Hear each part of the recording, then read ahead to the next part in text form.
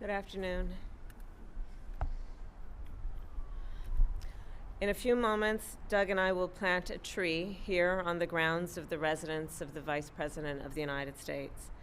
And we dedicate this tree to the 1,200 innocent souls in an act of pure evil on October 7, 2023, who were massacred by Hamas terrorists.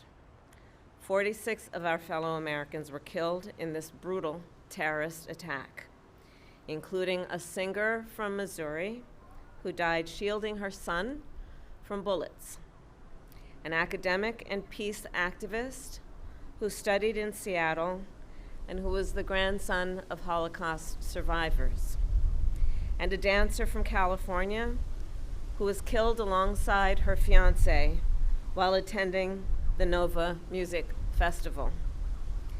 I am devastated by the pain and loss that occurred on October 7, and Doug and I pray for the family and loved ones of all of those who were lost, and may their memories be a blessing. Today, I know many Jews will be reciting and reflecting on the Jewish prayer for mourning, the Kaddish. The words of the prayer are not about death. It is a prayer about our enduring belief in God, even in our darkest moments. So as we reflect on the horrors of October 7, let us please be reminded that we cannot lose faith.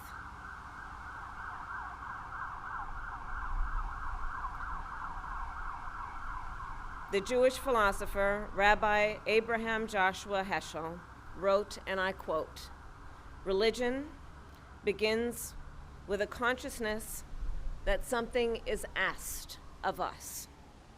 So in this moment, on the one-year commemoration of October 7, what is asked of us? What is asked of us? First and foremost, I believe that we must never forget. I will never forget October 7, and the world must never forget.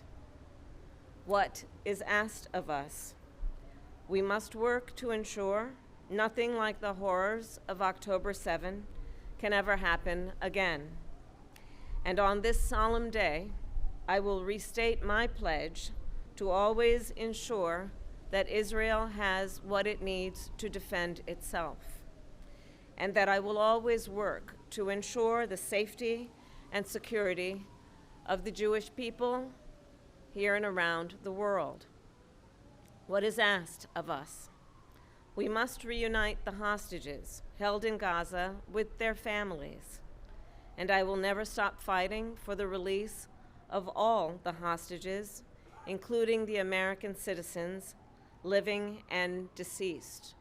Omer, Idan, Sagi, Keith, Judy, God, and Ite.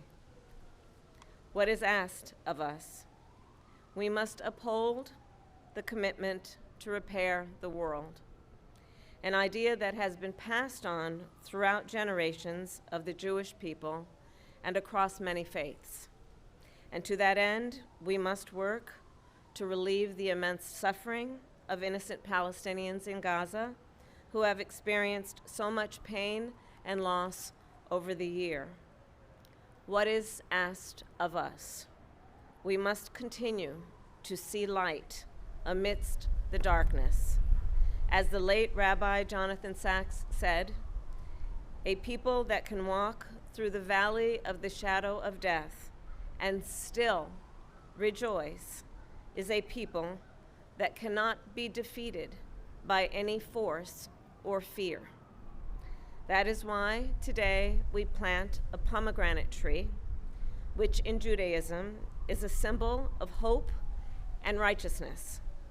So for years to come, this pomegranate tree will stand here, spreading its roots and growing stronger, to remind future vice presidents of the United States, their families, and all who pass through these grounds not only of the horror of October 7th, but the strength and the endurance of the Jewish people. It will remind us all not to abandon the goal of peace, dignity, and security for all. And it will remind us all to always have faith.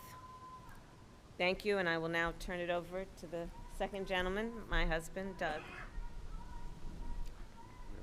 Okay.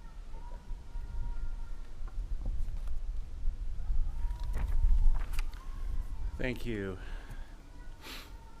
As we gather here today on what was the deadliest day for Jewish people since the Holocaust, I am still filled with pain and despair. This is an incredibly challenging day for Jews around the world, myself included. October 7th hit us hard as a community. We are still hurting, and today feels just as raw as it did 1 year ago. What happened on October 7th is seared into our souls. I can't stop thinking about the hostages and their families and all of those we've lost over the past year. Earlier today, I attended AJC's National October 7th Memorial Commemoration at 6 and I recited a prayer for peace, that we all see the day soon when this war and bloodshed come to an end. As the first Jewish spouse of an American president or vice president, I take this role very seriously. Kamala is the one who encouraged me to use my platform I have to fight against anti-Semitism and hate. She's also the person who encouraged me to lean into my Jewish faith. When we first moved into this residence, we affixed a mezuzah on the doorpost with our family present. Now, as we prepare to leave a legacy of our time here, we plant this pomegranate tree to honor this solemn day and for the families who will come after us to enjoy. This is the first tree we've planted since we moved in here, and it'll be the first fruit tree ever planted by a second family at the residence. Colin and I are to continue a tradition with this symbolic meaning for every family that's lived here and who will live here. And it is especially meaningful to me that this property will now always commemorate the pain of the Jewish people, as well as the resilience and hope of the Jewish people. May the memory of those we've lost be a blessing. Thank you.